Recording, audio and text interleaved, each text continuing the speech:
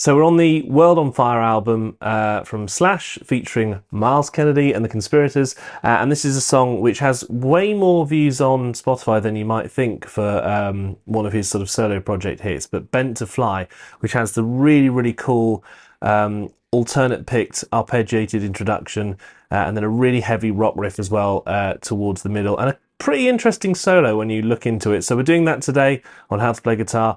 Do subscribe down there if you love a bit of Slash. We've got loads of other tracks on this channel, loads of other songs from his solo projects, and Guns N' Roses, of course. But anyway, let's get into it now with Bent to Fly. So we're down a semitone.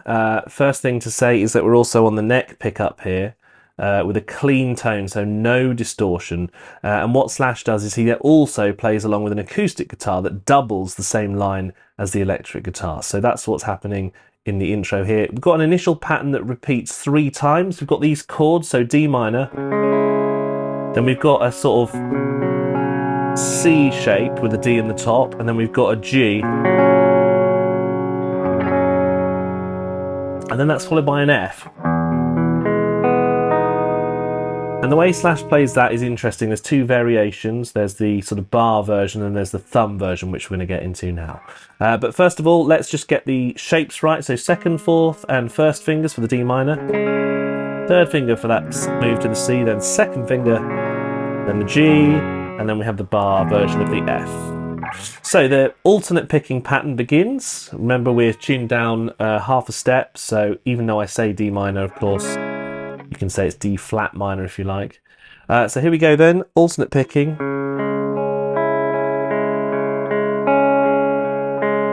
Over to this. And take that 2nd finger off for that one. Then the 2nd finger comes down. Over to the G shape. Then we've got this F. And what Slash does is he has a 1st finger on the low F, and then moves it during the arpeggiation to this B string and that 1st finger on the B. So we'll play it through a few times now to give you an idea of the speed and the pace that we've got to do here, because it's a little bit faster than you might think.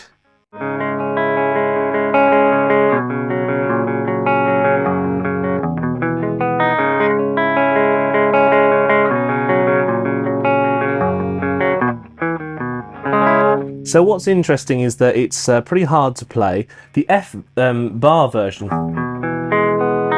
is actually harder than doing the thumb.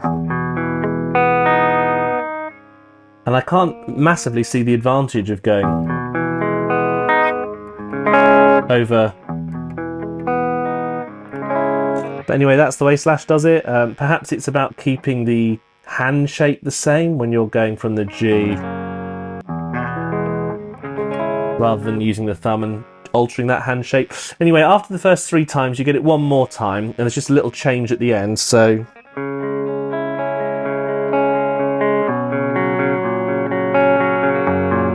So this bit here, so 3 on the left hand, so 3rd finger, 3rd finger, 1st finger, then 3rd finger, so... in a live situation, you get a hammer on, so... But on the album it's down, down, up, down. Then we're on to verse 1. So our D minor shape stays, our arpeggiation is the same. But we just pause on that top F there, so... And then it's...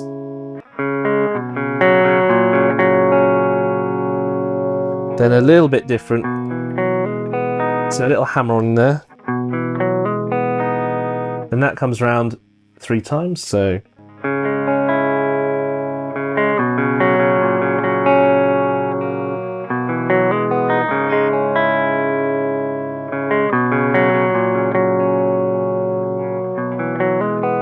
So that goes round. Then the last time it's different as per bar 7.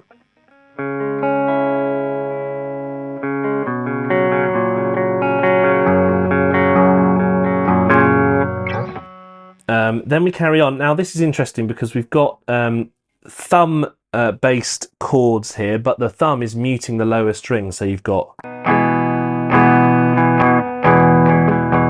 then you move.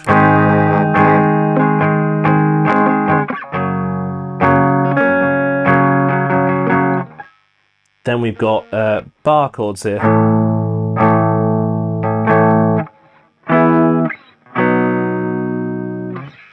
But what happens there is that the pickup is switched to the bridge, some distortion goes on at the same time. So we get... So what happens here is a lot of power chords repeated around this D.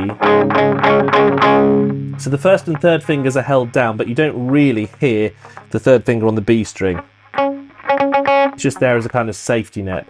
So you hit down, up, down. Then with the second finger you bend. So it's quite hard to do that. So once you've hit that little riff, you jump down to the F power chord. And then something really tough is you only hit this D note on its own into this G chord. Now the G chord here doesn't have the third with the first finger in the root, so in the bass, sorry, so you just have, it's not really a G major, it's just a G extended power chord in root position. It's only played once the first time, which is why it's in brackets. And then you move to the third finger.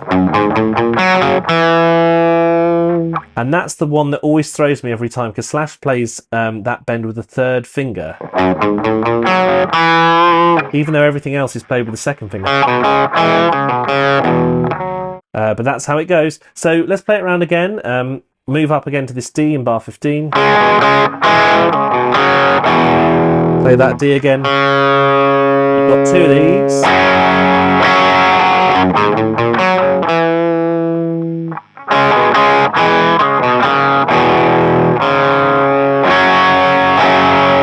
Now, just worth saying, I'm in bar 18 at the moment, but just worth saying that acoustically, if you ever hear Slash do a version of this song, he does a little extra note. He goes... So a little open E.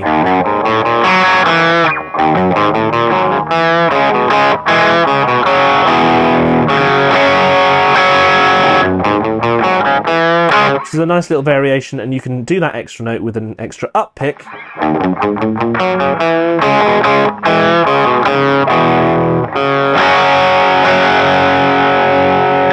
And we've landed on the end of bar 20, and we're about to hit 21 with solo number 1. So there's a lot of interesting stuff about this. First thing to say is there's a hammer on, then a down up, and then you have to sort of fall onto your A string. Little half bend, and then you release. So all of that is a pull off without any pick. Then you hit the up, vibrato, side away. And then the next bit is the same little opening riff, so, and then you're over on the D string. So land on the fourth finger, then you do a kind of not quite a ghost bend, but you bend back into that 8th fret with the 7 upper half. So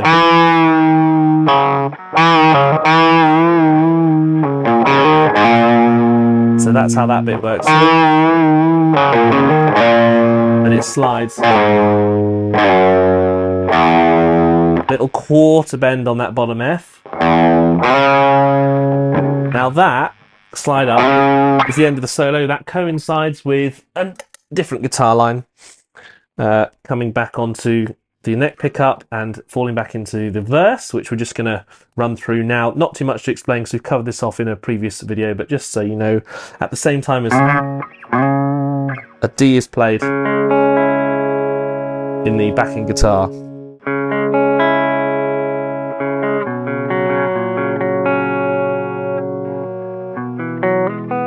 That repeats.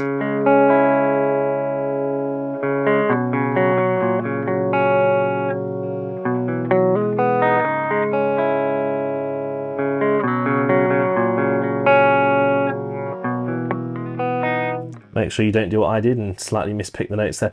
Then you're on to bar 27.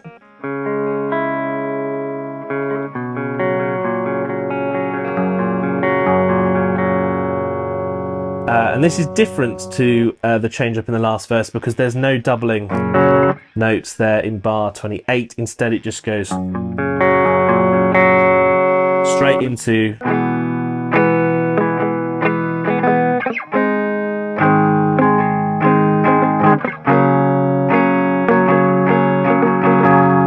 and then it's exactly the same. Switch the distortion on, go down to the bridge, and then we do these power chords. So sometimes you hear it as well, but Slash does do it up there on the album. And sometimes uses the thumb as well, so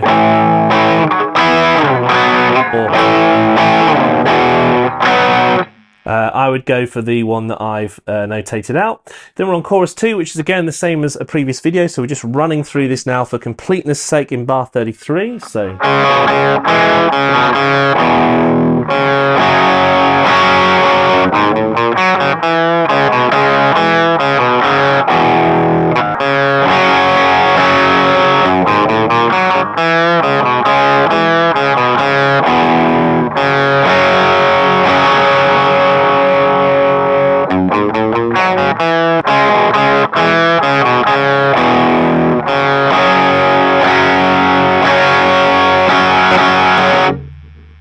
So the main A power chords with the, well, it's really a power chord with the major in.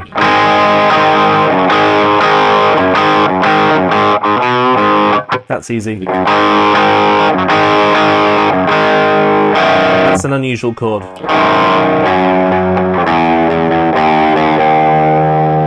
And then what happens is in the top guitar you get the solo beginning on the neck pickup.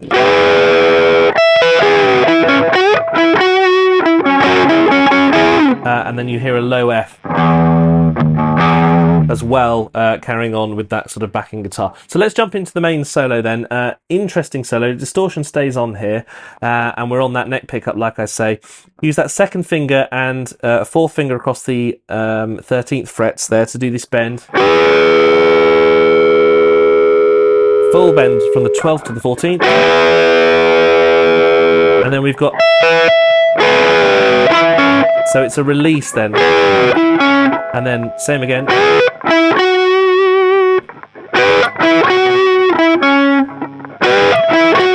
So there, replace it with the third finger. And then it's a fat third finger across.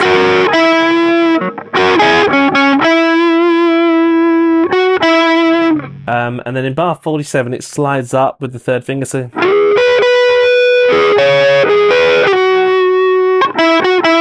and then you jump up with the third finger to the 16th. And then it changes to the first finger and then the 18th fret.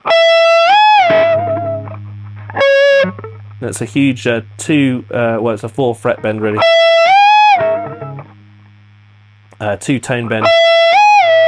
And then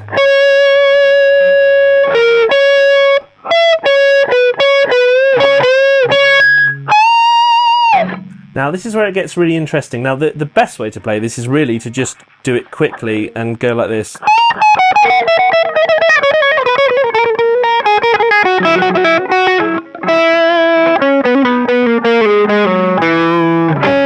And just kind of make it up. However, the specific notes are 17th fret, slide on the first finger, and then you get 13th, drop, and then second finger, and then second finger, but then reach back, third finger,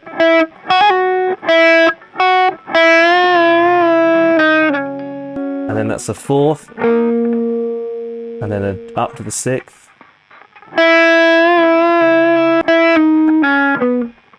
So that's a second finger on that 5th, and then a third slide.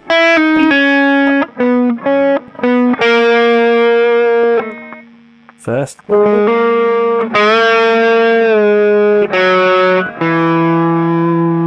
And then what happens is that note is held over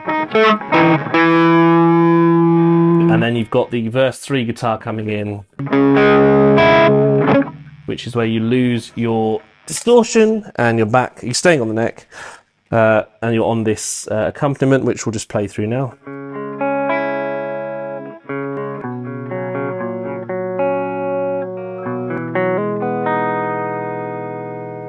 Carries on to 55.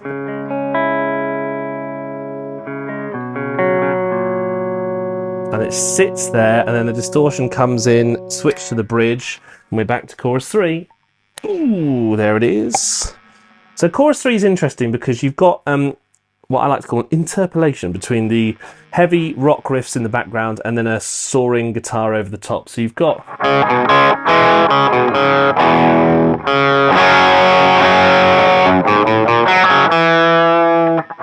Must remember to do that with the third finger, and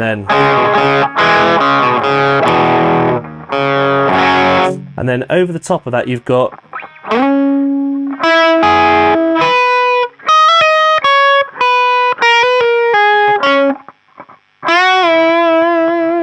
and it carries on. You got so first finger.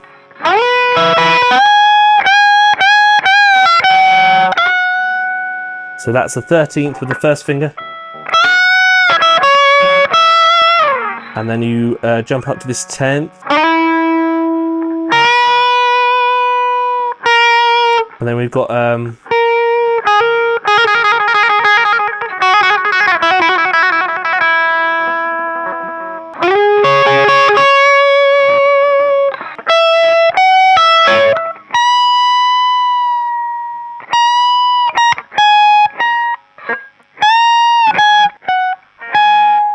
and then you get...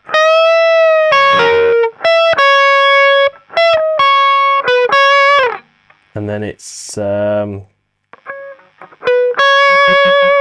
slide down then up to the 16.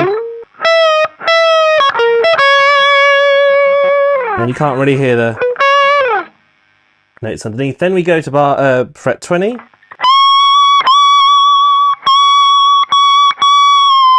And play it with that rhythm. Then we're on the 17th fret.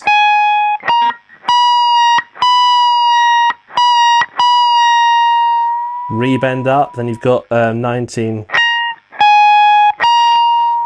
Fourth finger replacement to the...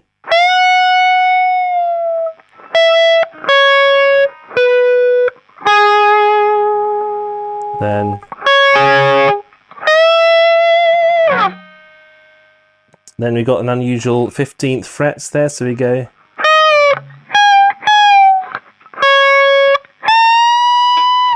Very unusual. Then we've got the outro, which is like...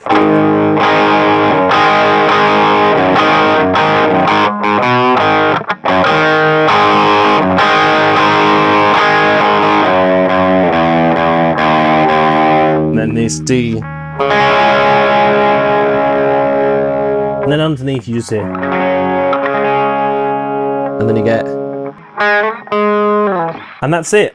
Some weird ends to the solos, but very cool stuff. Thank you for watching this playthrough. If you want to hear any more Slash solo stuff, let me know from the World on Fire album or others. The Wicked Stone's a great track, it's very long. Anastasia as well, something I've been thinking about doing for a while with the kind of...